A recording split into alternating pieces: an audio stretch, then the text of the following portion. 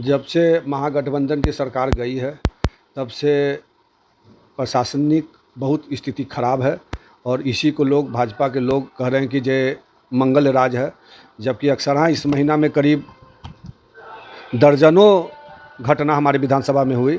सब में लाश मिल रहा है, लोग उसका अभी तक उसका फलाफल जांच नहीं हो पा रहा है। रात में भी एसपी जो वार्ड पार्षद थे उनको भी गोली लगा है। घटना का अभी तक पूर्ण जानकारी लोगों को नहीं मिल रही है। इस घटना का कारण क्या है, पुलिस निकम्मी हो गई है। मैं मांग करता हूं सरकार से कि जल्द से जल्द उसको सूचना उजागर कर दोषी पर कार्रवाई हो। जनप्रतिनिधि बिल्कुल सुरक्षित नहीं है। ये तो हम अपने ऊपर ही ले रहे हैं कि हमको मैंने जब से हम मुखिया मेरे पत्नी हुई है, मैं पहले पैक्स अध्यक्ष था, उसके बाद मुखिया मैंने पत्नी हुई, उस दिन से घर से निकलना मुश्किल है। हमारे मुखिया होने के बाद भाई का हत्या हो गई। हमारे ये बारह अवस्थित मकान पर मैंने क्रिमिनल के द्वारा गोली चलवाया गया। उसके बावजूद भी मैंने घर से जब निकलते हैं तो घर में मेरा पत्नी हर एक घंटे फ़ोन करती है कि कब आइएगा। मैंने बाहर निकलना मुश्किल हो गया है। सारे प्रतिनिधि के साथ ये दशा है, लेकिन सरकार इस पर ध्यान नहीं दे रही है। हम लोग का नहीं सुरक्षा की व्यवस्था हो रही है, नहीं हम लोग अपना आर्म्स के लिए भी लाइसेंस के लिए अप्लाई किए हैं तो सीधे डीएम साहब कहते हैं अभी लाइसेंस नहीं देंगे।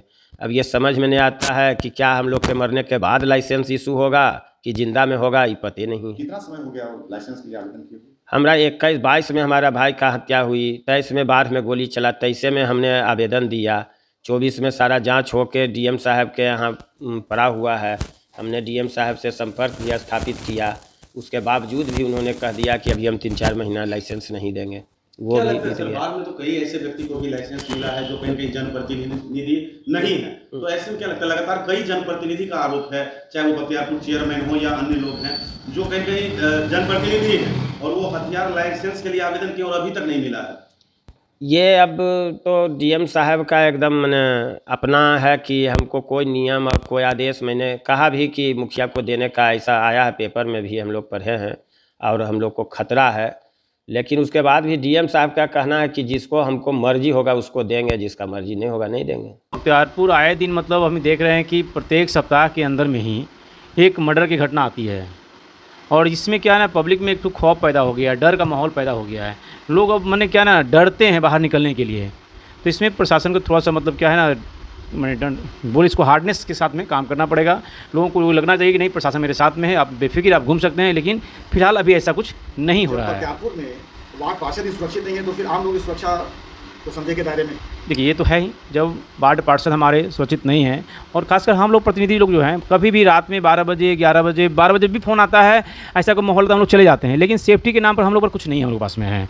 तो सेफ्टी नहीं रहने का हम लोग को भी डर लगा रहता है कि इतने सारे लोग काम कर रहे हैं, किन्हीं न किन्हीं से भी दुश्मनी तो पैदा हो ही जाता है। राजनीतिक में है तो प्रतिद्वंदी हैं तो दुश्मनी रहता है, तो कभी भी कुछ घटना घट सकती है, हम लोगों के साथ भी घटना घट सकती है। तो आप लोग को सर सरकार से सुरक्षा के नाम पर क्या मुहैया कराया गया? देखिए फिलहाल अभी तक तो कुछ नहीं किया गया है, लेकिन आर्म्स लाइसेंस के लिए अप्लाई किया हुआ है और डीएम साहब तक पहुंचा हुआ है, लेकिन अभी तक कुछ नहीं मिल पाया हम लोग को। पहले अप्लाई किया? लगभग 1 साल हो गया है वो। क्या लगता है सर बख्तियारपुर में कई ऐसे आम लोग भी हैं जिनके पास लाइसेंस है और आप जनप्रतिनिधि हैं, उसके बावजूद आपके पास लाइसेंस के लिए इतना इंतजार करना पड़ता है, तो क्या लगता है? नहीं, इस घटना के बाद फिर एक बार डीएम साहब से मुलाकात हम करेंगे, मिलने के बाद इस सारी स्थिति को अवगत करवाएंगे और उनको लगेगा कि नहीं है ज़रूरत उनको देना चाहिए, क्योंकि हम प्रतिनिधि हैं और हम लोग को हमेशा मतलब फील्ड में जाना पड़ता है और कौन कब कहाँ बैठा हुआ है किसी को पता नहीं है, तो जाना खतरा हमेशा बना रहता है, हम लोग को भी बना रहता है।